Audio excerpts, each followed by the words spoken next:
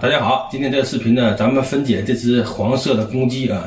那天呢杀了2只，一只是8斤8两啊，这个呢是8斤啊，就是10称啊8斤，就所有东西都掏出去以后了啊，剩8斤。然后呢，这个是咱们人吃的啊，那个呢是散步用的啊，那个红毛的，然后呢正好是8斤8两，那个数吉利啊，然后给神仙供着。咱们自个儿吃这个，这是黄皮的。分解这只鸡呢，咱们要隆重的推出啊，我这个宝刀玄铁宝刀啊，这是砍刀，这个挺厚啊，也挺沉，这个刀能有将近2斤吧，这个刀啊，就是砍骨头用的。这个鸡啊，这个给它立起来啊，金鸡独立，这还没化呢啊，从室外拿进来的啊，动当当的，拿勺，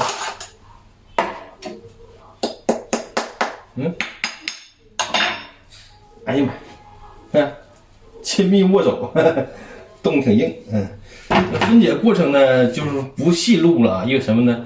可能有朋友看着难受啊。终于是砍完了啊，老李累毁了，砍了能有半个多小时啊，砍得我2眼冒金星啊，腰都闪了，这骨头怎么那么硬？我感觉比猪骨头都硬啊。然后呢，留了2个样品啊，你看看，这是腿，这是整个的腿啊。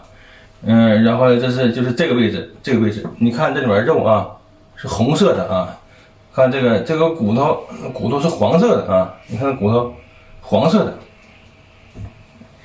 它这个就只有家养这个鸡啊，它这个血红蛋白含量高，然后呢肉颜色深。你看看你在这个超市里面或者是那个菜市场啊买的溜达鸡啊，你看它颜色跟它一样吗？